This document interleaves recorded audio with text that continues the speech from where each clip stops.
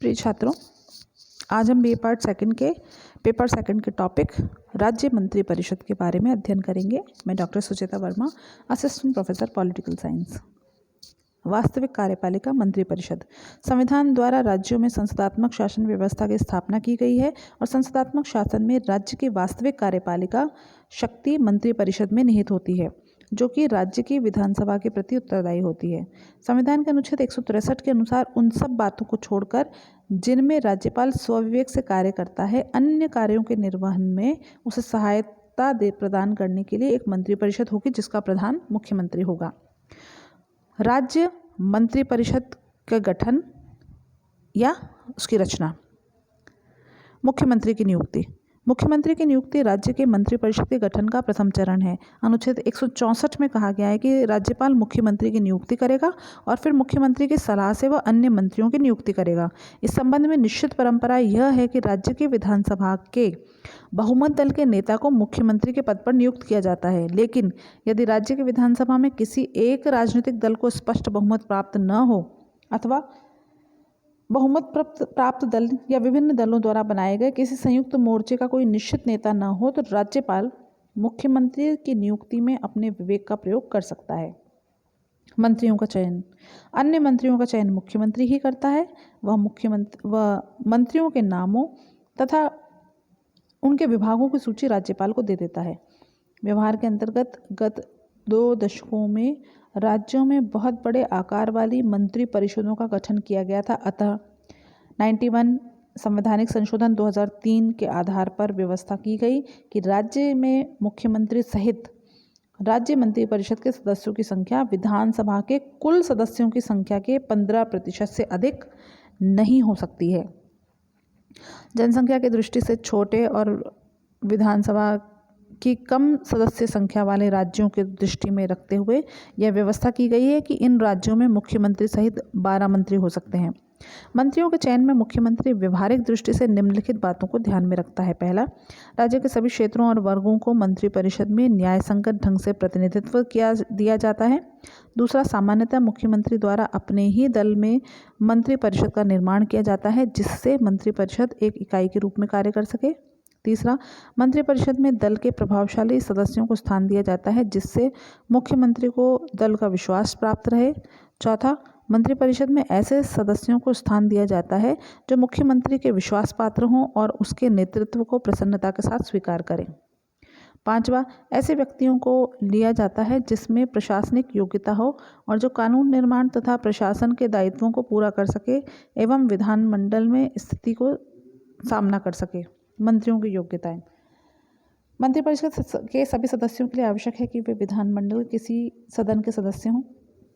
यदि कोई व्यक्ति मंत्री पद पर नियुक्ति के समय विधानमंडल का सदस्य नहीं है, तो उसके लिए 6 माह के भीतर विधानमंडल की सदस्यता को प्राप्त करना आवश्यक होता है। ऐसा करने में असफल रहने पर उसे मंत्री पद छोड़ना होता है। मंत्रियों का कार्य विभाजन। राज्यपाल मुख्यमंत्री के परामर्श के अनुसार मंत्रियों के कार्य विभाजन करता है। मंत्री के अधिकार के अंतर्गत प्रायः एक ही प्रमुख विभाग, किंतु कभी कभी एक से अधिक विभाग भी रहते हैं। मंत्रियों के अतिरिक्त प्रत्येक विभाग में सचिव, अतिरिक्त सचिव, संयुक्त सचिव, उप सचिव, लिपिक आदि अन्य स्थायी पदाधिकारी होते हैं। मंत्रियों द्वारा शपथ ग्रहण। पद ग्रहण के पूर्व मुख्यमंत्री को राज्यपाल के समक्ष 2 शपथ लेनी होती है। पहली पद के कर्तव्य पालन की और दूसरी गोपनीयता की। मंत्रियों की श्रेणियां। राज्य की मंत्रिपरिषद में भी मंत्रियों की 3 श्रेणियां होती हैं। पहली कैबिनेट मंत्री या मंत्रिमंडल के सदस्य, दूसरे राज्य मंत्री और तीसरे उपमंत्री। कैबिनेट के सदस्य सबसे अधिक महत्वपूर्ण होते हैं और कैबिनेट के द्वारा ही सामूहिक रूप से शासन की नीति का निर्धारण किया जाता है। दूसरे स्तर पर राज्य मंत्री होते हैं। कुछ राज्य मंत्रियों को तो स्वतंत्र रूप से किसी विभाग के प्रधान की स्थिति प्राप्त हो जाती है और कुछ राज्य मंत्री कैबिनेट मंत्री के कार्य में हाथ बटाते हैं। राज्य मंत्री के बाद उपमंत्री आते हैं, जो कि कैबिनेट मंत्री के सहायक के रूप में कार्य करते हैं। मंत्रियों की इन श्रेणियों के आधार पर मंत्रिमंडल और मंत्रिपरिषद के अंतर को समझा जा सकता है। पहले स्तर के मंत्रियों को सामूहिक रूप से मंत्रिमंडल या कैबिनेट कहते हैं और तीनों ही स्तरों के मंत्रियों को सामूहिक रूप से मंत्रिपरिषद कहते हैं। इस प्रकार मंत्रिमंडल या कैबिनेट एक छोटी लेकिन एक बहुत ही अधिक महत्वपूर्ण इकाई है। मंत्रिपरिषद एक बड़ी इकाई है। मंत्रिमंडल चक्र के भीतर चक्र है। मंत्रियों के वेतन और भत्ते। मंत्रियों के वेतन और भत्ते राज्य विधानमंडल द्वारा निश्चित किए जाते हैं, अतः भारतीय संघ के विभिन्न राज्यों में इस संबंध में भेद है। मंत्री को वेतन के अतिरिक्त अन्य भत्ते, निवास के लिए मुफ्त सुविधा और अन्य सुविधाएं प्राप्त होती हैं। मंत्री परिषद का कार्यकाल। मंत्री परिषद का कार्यकाल विधानसभा के विश्वास पर निर्भर करता है। सामान्य तौर पर मंत्री परिषद का अधिकतम कार्यकाल 5 वर्ष हो सकता है, क्योंकि विधानसभा का कार्यकाल भी 5 वर्ष ही है। व्यक्तिगत रूप से किसी मंत्री का कार्यकाल मुख्यमंत्री के उस पर विश्वास पर निर्भर करता है। सामूहिक उत्तरदायित्व। मंत्रिपरिषद सामूहिक रूप से विधानसभा के प्रति उत्तरदायी होती है, अर्थात मंत्रिपरिषद के सदस्य साथ साथ डूबते या तैरते हैं। यदि विधानसभा किसी मंत्री के विरुद्ध प्रस्ताव पारित कर दे या किसी मंत्री द्वारा रखे गए विधेयक को अस्वीकार कर दे तो समस्त मंत्रिपरिषद को त्यागपत्र देना होता है। इस प्रकार मंत्रिपरिषद के द्वारा जो भी निर्णय लिए जाते हैं सभी मंत्रियों को उसका समर्थन करना होता है, चाहे व्यक्तिगत रूप से इस निर्णय से वे सहमत हों या न हों। नीति संबंधी मामलों में मंत्रिपरिषद का सामूहिक उत्तरदायित्व होता है, लेकिन किसी मंत्री के भ्रष्ट आचरण या व्यक्तिगत दोष के लिए संबंधित मंत्री ही उत्तरदायी है, समस्त मंत्रिपरिषद नहीं। मंत्रिपरिषद की कार्यप्रणाली। मंत्रिपरिषद की सबसे अधिक महत्वपूर्ण इकाई मंत्रिमंडल है और मंत्रिमंडल ही सभी महत्वपूर्ण मामलों में निर्णय लेता है। मंत्रिमंडल की बैठक प्राय सप्ताह में एक बार होती है। वैसे मुख्यमंत्री जब चाहे तब इसकी बैठक बुला सकता है। इन बैठकों की अध्यक्षता मुख्यमंत्री करता है और मुख्यमंत्री के अनुपस्थिति में वरिष्ठतम मंत्री। बैठक का कोई कोरम नहीं होता है। मंत्रिमंडल की कार्यवाही के 2 नियम हैं। पहला है सामूहिक उत्तरदायित्व और दूसरा गोपनीयता। मंत्रिमंडल की बैठकों में सामान्यतः सभी निर्णय एकमत से लिए जाते हैं। मतभेद की स्थिति में पारस्परिक विचार विमर्श के आधार पर किसी एक निर्णय को अपना लिया जाता है और यह निर्णय सभी मंत्रियों को संयुक्त निर्णय माना जाता है। यदि कोई मंत्री इसे स्वीकार करने में स्वयं को असमर्थ पाता है तो वह उसे त्यागपत्र देना होता है।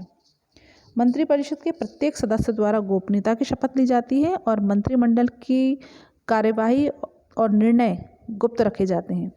यदि कोई मंत्री गोपनीयता को भंग करता है तो उसे त्यागपत्र देना होता है।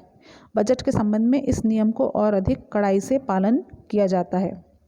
मंत्रिपरिषद की शक्तियां और कार्य। यद्यपि संविधान के अनुच्छेद 163 में मंत्रिपरिषद का कार्य राज्यपाल को सहायता और परामर्श देना बताया है, किंतु वास्तविक स्थिति इससे नितांत विपरीत है। संविधान के द्वारा राज्यपाल को राज्य शासन के संबंध में जो शक्तियां प्रदान की गई हैं, व्यवहार में यह उनका उपभोग मंत्रिपरिषद के द्वारा ही किया जाता है। मंत्रिपरिषद शासन संबंधी सभी महत्वपूर्ण निर्णय लेते हैं और मुख्यमंत्री इन निर्णयों से राज्यपाल को सूचित कराता है।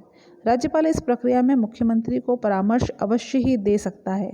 राज्य की कार्यपालिका शक्ति मंत्रिपरिषद में ही निहित है।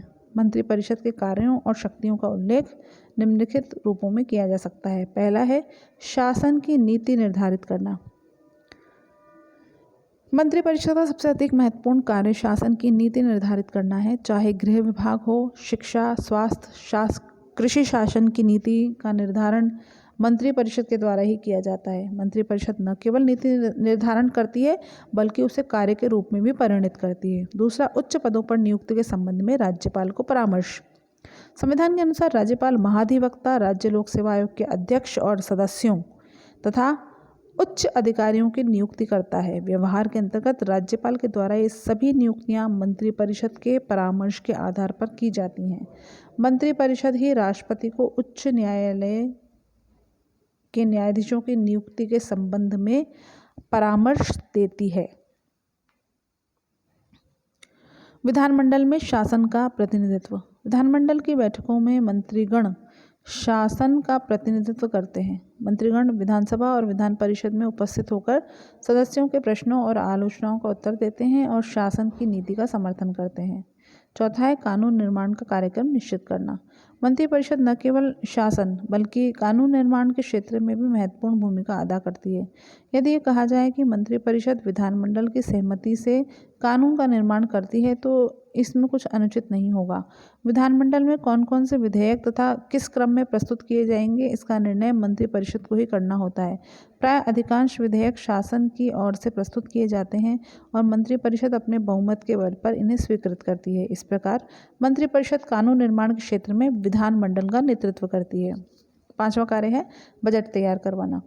राज्य का वार्षिक बजट वित्तीय वर्ष के प्रारंभ के पूर्व वित्त मंत्री द्वारा विधानसभा में प्रस्तुत किया जाता है, लेकिन यह बजट मंत्रिपरिषद द्वारा निश्चित की गई नीति के आधार पर ही तैयार किया जाता है। बजट के पारित कराने का उत्तरदायित्व भी मंत्रिपरिषद का ही होता है। संक्षेप में, मंत्रिपरिषद राज्य के प्रशासन की सबसे अधिक महत्वपूर्ण इकाई होता है।